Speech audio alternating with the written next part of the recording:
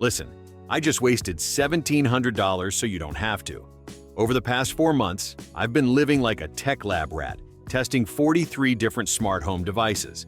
My apartment looked like a Best Buy exploded. Neighbors thought I was losing it. And you know what? 33 of those gadgets are now collecting dust in my closet, waiting to be returned or sold. But 10 of them? 10 devices completely changed how I live.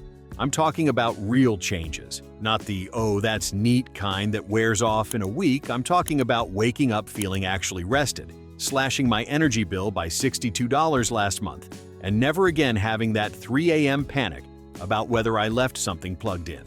Here's the deal. I'm about to walk you through exactly which 10 devices earned their place, why they matter, and more importantly, who they're not for. Because the worst thing I can do is waste your money on something that doesn't fit your life. Stick with me until the end, because product number 8 sounds absolutely ridiculous, but it solved a problem I didn't even know was driving me crazy. Let's get into it.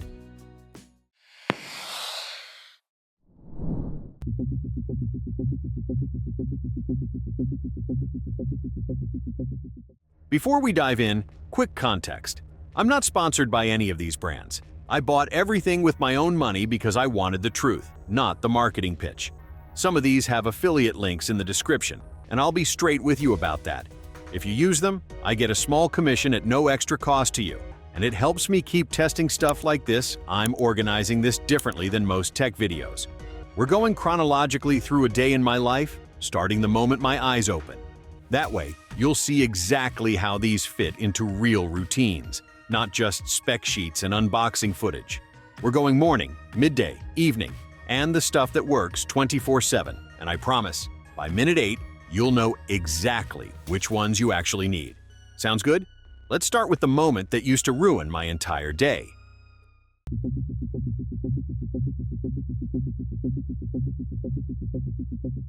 6:47 a.m. used to be violence. My phone alarm would detonate, I'd slap it into silence, hit snooze twice, and crawl out of bed feeling like I'd been hit by a freight train. Every single morning started in the red, tired, grumpy, behind schedule before my feet even hit the floor. The Hatch Restore 2 fixed that, and I'm not exaggerating. This isn't just an alarm clock with a light attached. It's a complete sleep and wake system that actually works with your biology instead of against it. 30 minutes before my alarm time, the light starts glowing. Soft, warm, gradually building like a real sunrise. By the time the sound kicks in, it's gentle, natural, and here's the weird part. I'm already half awake. My body thinks the sun is rising. My brain isn't being jolted out of deep sleep. I'm actually waking up during a light sleep cycle, which is exactly how humans are supposed to wake up. The difference is unreal. I'm alert, I'm calm, and I'm not immediately reaching for caffeine like my life depends on it. At night, it reverses the process.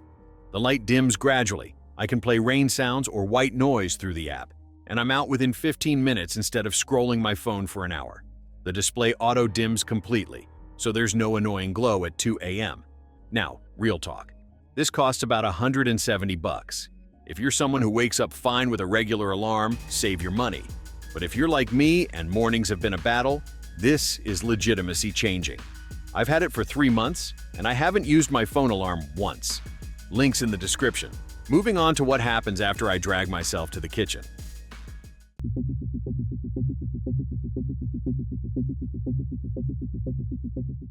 Coffee people, stay with me here, because this is about to sound ridiculous. I have a smart kettle. Yes, I'm that guy now. The Govee Life Smart Kettle holds 1.7 liters, heats with 1500 watts, and lets me set the exact temperature I need down to the degree. Why does that matter? Because different teas and coffee brewing methods need specific temperatures. Green tea at 212 degrees tastes like burnt grass. At 175 degrees? Perfect. Pouring over coffee needs 200 degrees, not boiling. This nails it every single time. But here's the real reason I bought it. I can start it from bed. I wake up, open the app, hit start, and by the time I'm in the kitchen 4 minutes later, the water's ready. No waiting, no watching, no second guessing if it's hot enough. It has a 2-hour keep warm function, so if I get distracted, it's still ready when I remember. The glass design lets me see exactly what's happening, and the automatic shutoff means I'm not burning my house down if I forget about it. Is it necessary? Absolutely not. My old kettle worked fine. But this is one of those small conveniences that removes friction from my morning. And when mornings used to be chaos, removing friction matters. It works with Alexa and Google Assistant too, so I can just yell at it to start while I'm getting dressed. Genuinely convenient, and it's around 60 bucks. Worth it for me, might not be for you. Next up, the $8 device I bought 6 of.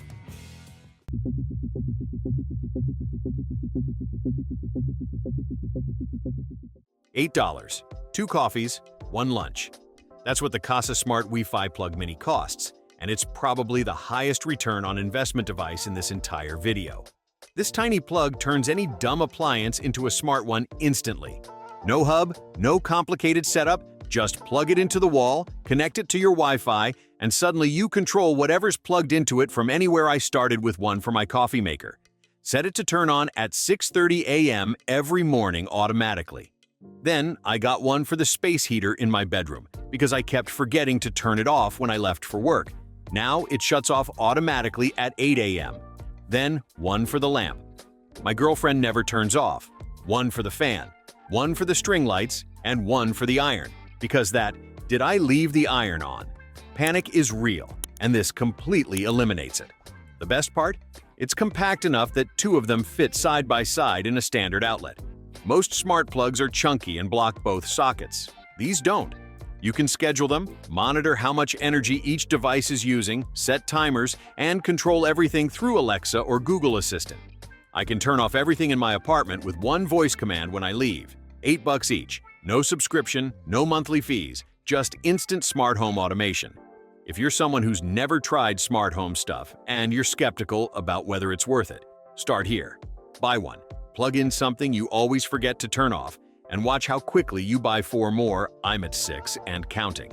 This is the gateway drug to smart home addiction. Trust me on this one. Now let's talk about the voice assistants that make all of this actually seamless.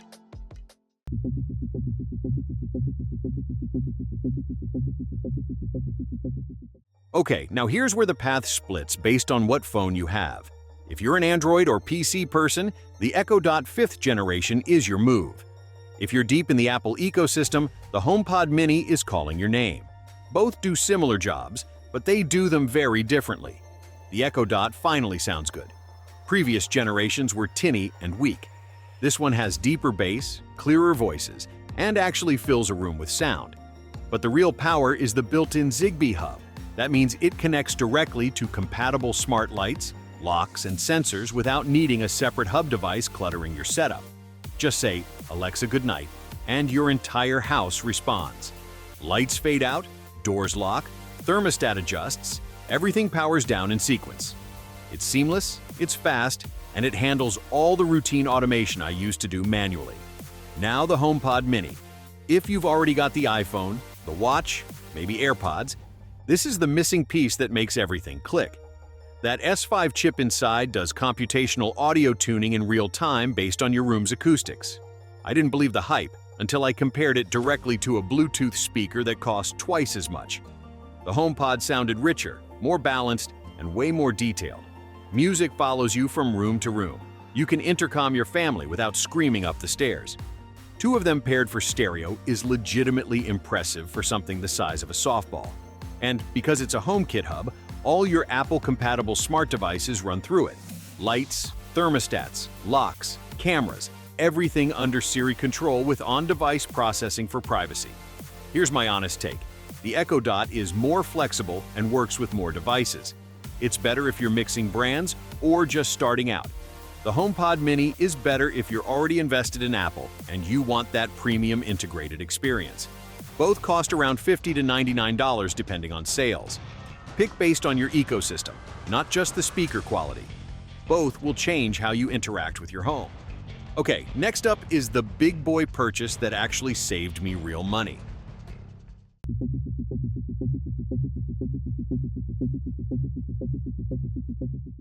Let me show you a number that made this entire purchase worth it. $62. That's how much my energy bill dropped the first full month after installing the ecobee Smart Thermostat Enhanced. $62. In 1 month. This thing paid for itself in under 4 months. Here's what it does. It learns your schedule automatically. It knows I leave for work at 8:15 every weekday. So instead of heating or cooling an empty apartment all day like my old thermostat, it drops the temperature when I leave and starts adjusting it back up at 5:30 when I'm heading home.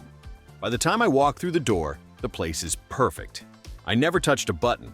It uses geofencing through my phone, so it knows when I'm actually coming back versus just being out for an hour. It has motion sensors that detect when rooms are occupied, so it's not wasting energy on spaces nobody's using. And the EcoPlus technology constantly optimizes for efficiency without ever making me uncomfortable. I'm not freezing or roasting. I'm just not paying to climate control an empty apartment anymore. Installation took me 45 minutes, and I'm not handy at all. The app walks you through every wire connection with pictures and videos. If you rent, you probably can't do this, so skip ahead. But if you own your place and you're watching money vanish into heating and cooling, this is the move. It saves up to 26% on energy bills according to their data, and my experience backs that up. It's around $180 to $200 depending where you buy it. But do the math on your energy costs. If you're spending $150 a month on heating and cooling, you're looking at a $26 monthly savings. Roughly, that's a 7-month payback period, and then it's pure savings after that. Worth every penny for me. Now let's head outside.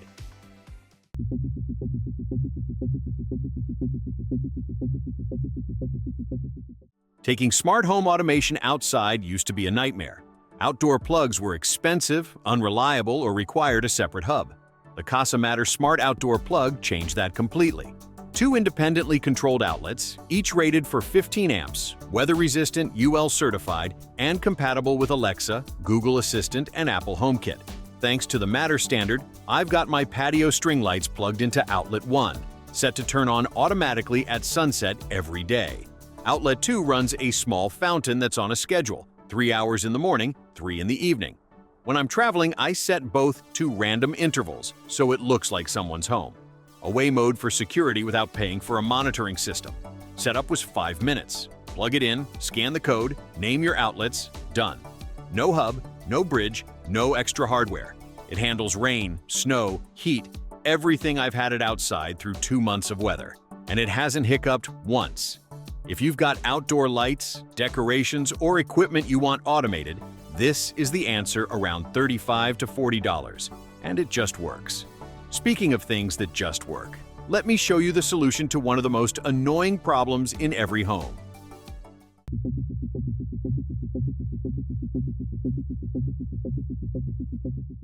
This is the one that sounds stupid until you need it, and then you can't believe it didn't exist sooner. The EZ Outlet Extender. It's a telescoping extension that goes from 22 inches to 34 inches, rotates 180 degrees, and gives you 2 AC outlets plus USB-A and USB-C ports right where you need them. Why does this matter? Because every bedroom, living room, and office has outlets hidden behind furniture. Beds, couches, desks, dressers, they're all pushed against walls, blocking access. So you either leave a gap that looks terrible, or you're crawling behind furniture every time you need to plug something in, or you're running extension cords across the floor like a maniac. This thing solves it instantly. Plug it into the blocked outlet, extend it up and over your furniture, rotate it to the perfect angle, and now you've got accessible power right there. It even has a phone cradle so your device isn't hanging mid-charge. ETL certified, solidly built, no overheating issues. I bought one behind my bed. Loved it so much I got another for the living room, $25 to $30, and every outlet in your house becomes usable again. Simple, practical, and one of those "why didn't I do this sooner" purchases. All right, last 2. These are about keeping your life organized and mobile.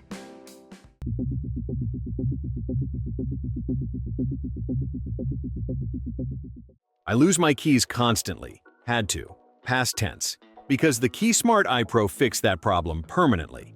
This is a metal key organizer that holds up to 14 keys in a compact Swiss Army knife-style design. But the real magic is the Apple Find My integration. If my keys disappear, I open Find My on my iPhone, and I can see their exact location on a map. I can make them ring to find them in the couch cushions. And if I left them somewhere far away, the Find My network tracks them anonymously through other people's iPhones passing nearby. It's the same network AirTags use, which means it works basically everywhere. It's got a built-in LED flashlight for fumbling with locks in the dark, a rechargeable battery that lasts about a month per charge, and a design that actually looks premium. My janky old keychain with 12 loose keys sounded like a wind chime and destroyed my pockets. This is sleek, silent, and organized. About 70 to 80 bucks, and it's one of those things that removes a low-level stress you didn't realize you were carrying. If you're an iPhone user who loses keys, this is a no-brainer. Android users, there are other options, but this one's specifically for the Apple ecosystem. And finally, let's talk about portable sound.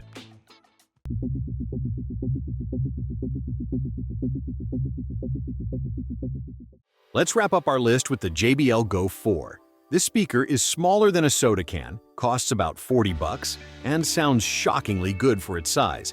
4.2 watts of output, Bluetooth 5.3, and a frequency range that actually hits low notes most tiny speakers can't touch. But here's why it's on this list. It's IP67 rated. Dust-proof, waterproof, drop it in a puddle, and it keeps playing. I've used it at the beach, in the shower, on hiking trips, and it's never failed. Battery lasts about 9 hours, or longer with playtime boost mode. And if you want a bigger sound, you can link multiple Go 4s wirelessly, or pair two for true stereo. It's compact enough to throw in a backpack, tough enough to survive real use, and sounds way better than it has any right to at this price point. If you need portable audio that won't die on you, this is the one. 45 bucks, built like a tank, sounds great. As simple as that.